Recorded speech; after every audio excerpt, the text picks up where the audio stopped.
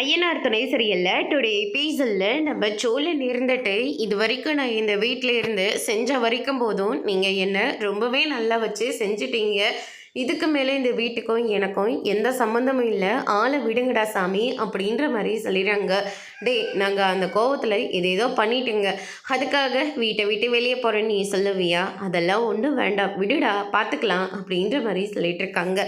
சரி நாங்கள் பண்ணது தப்பாகவே இருக்கட்டும், அதுக்காக உன் வரலாறு அந்த மாதிரி இருந்துச்சு, அதனால தான் உன்னை நாங்கள் சந்தேகப்பட்டு அந்த மாதிரி கேள்வியெல்லாம் கேட்டோம். மற்றபடி உன்னை அந்த கேள்வி கேட்கணுன்னு எங்களுக்கு மட்டும் என்ன ஆசையே என்ன அப்படின்னு சொல்லிட்டு நம்ம பாண்டி சொல்லிக்கிட்டு இருக்காங்க. இங்கே பாருடா, ஆசையோ ஆசை இல்லையோ அதை பற்றி எனக்கு கவலை இல்லை. இதுக்கு மேலே நம்பிக்கை இல்லாத வீட்டில் என்னால் இருக்கவே முடியாது, ஆளை விடுங்க, வாங்க நீலா போகலாம் அப்படின்ற மாதிரி சொல்லிக்கிட்டு இருக்காங்க.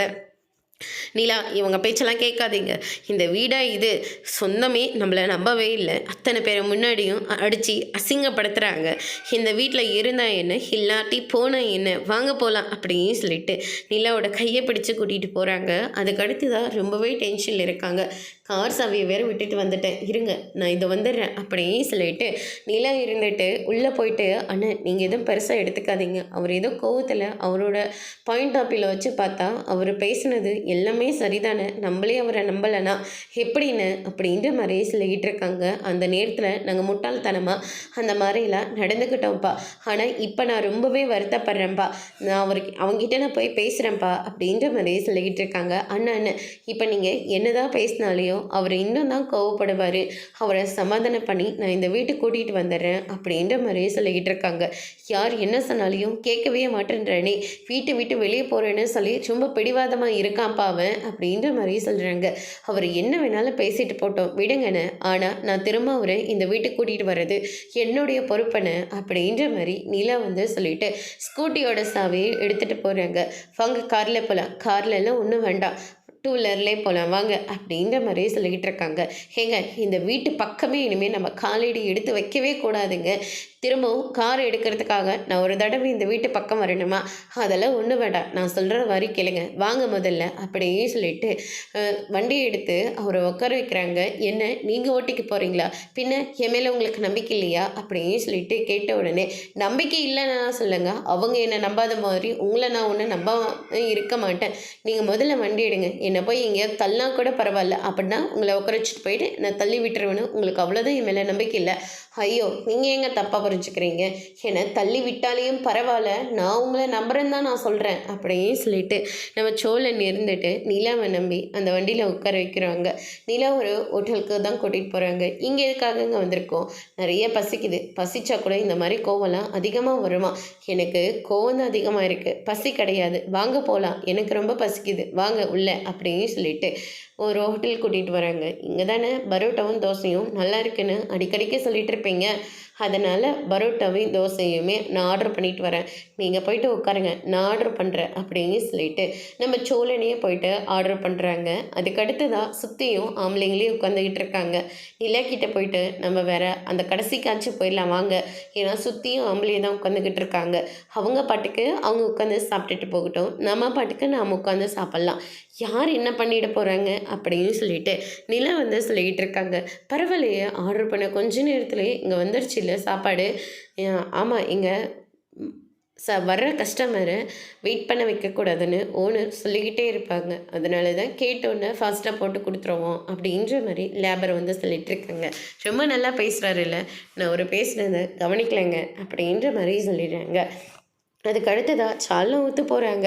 என்ன பண்ணுறீங்க நிலா, முதல்ல பரோட்டாவில் பிச்சு போடுங்க, அதுக்கப்புறம் சால்னாவை ஊற வச்சு அதுக்கப்புறம் சாப்பிட்டா தான் செம்ம டேஸ்ட்டாக இருக்கும் அப்படின்ற மாதிரி சொல்லிடுறாரு. அதுக்கடுத்து தான் நிலாவுக்கும் அவரே பிச்சு போட்டு சால்னாவே ஊற்றுறாங்க. நீங்கள் ஊற்றிக்கோங்க, இல்லை எனக்கு வேண்டாம் நிலா, நீங்கள் சாப்பிடுங்க, அப்படின்னா நீங்கள் சாப்பிட்லன்னா எனக்கும் வேண்டாம் அப்படின்ற மாதிரி நிலா சொல்லிடுறாங்க. இது வேறையா அப்படின்னு சொல்லிட்டு, சரி நான் சாப்பிட்றேன் நீங்களும் சாப்பிடுங்க அப்படின்னு சொல்லிட்டு ரெண்டு பேரும் சாப்பிட்டுட்டு ரொம்பவே ஹாப்பியாக இருக்காங்க. அதுக்கு அடுத்ததாக நீங்கள் அன்றைக்கி என்னை தப்பாக புரிஞ்சுக்கிட்டு என்னை கல்யாணம் பண்ணி கூட்டிகிட்டு வந்துட்டீங்க. அதனால தான் வீட்டில் இருக்கிறவங்களும் நீங்கள் பண்ண வச்சது உங்களை தப்பாக புரிஞ்சுக்கிட்டாங்க. அதுக்கப்புறமா நீங்களே சொல்கிறீங்கல்ல, நான் உங்களை புரிஞ்சுக்கிட்டேன், இந்த மாதிரி தப்பு பண்ணலன்னு சொல்லிட்டு. அதே மாதிரி அவங்க புரிஞ்சுக்கிற காலம் வருங்க. அதனால் இதுவே பெருசாக எடுத்துக்காதீங்க அப்படின்னு சொல்லிட்டு, ஏன் அன்னைக்கு பல்லவனுக்கு கூட எந்த தப்பும் செய்யலைன்னு சொல்லி அடித்து சொன்னான். நீங்கள் யாராச்சும் நம்பினீங்களா? அதுக்கப்புறம் பல்லவன் வந்து ப்ரூவ் பண்ணதுக்கு அப்புறமா தானே நீங்கள் எல்லாரும் நம்பினீங்க. அதே மாதிரி தாங்க இதுவும் அப்படின்னு சொல்லிட்டு நிலா வந்து சோழனுக்கு எடுத்து சொல்லி புரிய வைக்கிறாங்க. அதுக்கடுத்து தான் அவங்க புரிஞ்சுக்கலன்னு கோவப்பட்டுட்டு இருக்கீங்க. ஆனால் நான் உங்களை சரியாக தானே புரிஞ்சுக்கிட்டேன், அதையும் இங்கே நினச்சி நீங்கள் சந்தோஷப்பட மாட்டேன்றீங்க அப்படின்ற மாதிரியே சொல்லிடுறாங்க. அந்த இடத்துல நிலா இருந்துட்டு, உன்னோட சுயநலத்துக்காக உன்னோட வாழ்க்கைக்காக என் புருஷனை நான் விட்டு கொடுக்கணுமா? என் புருஷன் இல்லாமல் அவர் ஜெயிலுக்கு போயிட்டு நான் மட்டும் தனியாக இருந்து கஷ்டப்படணுமான்னு சொல்லிட்டு நிலா பேசினதெல்லாம் சோழன் வந்து யோசிச்சு பார்த்து ரொம்பவே சந்தோஷப்படுறாங்க. அப்படின்னா நீங்கள் என்னை நம்பினீங்களே, அதுக்கு காரணம் என்னங்க? நீங்கள் அவ்வளோ சீனுக்கெல்லாம் ஒர்த்து இல்லைங்க அப்படின்ற மாதிரியே சொல்லிடுறாங்க. இதுக்கு மூஞ்ச தூக்கி வச்சுக்காதீங்க, சும்மா காமெடிக்காக தாங்க சொன்னேன் அப்படின்ற மாதிரி நிலா வந்து சொல்லிடுறாங்க. அதுக்கு அடுத்ததை வந்து பார்த்திங்கன்னா ஒரு வழியாக சோழனை சமாதானம் பண்ணி வீட்டுக்கு கூட்டிகிட்டு போகிறாங்க. டே சோழா, எங்களை மன்னிச்சிடுறா அப்படின்னு சொல்லிட்டு எல்லாருமே வந்து மன்னிப்பு கேட்குறாங்க. சரி சரி விடுங்க விடுங்க அப்படின்னு சொல்லிட்டு நம்ம சோழன் வந்து சொல்லிக்கிட்டு இருக்காங்க.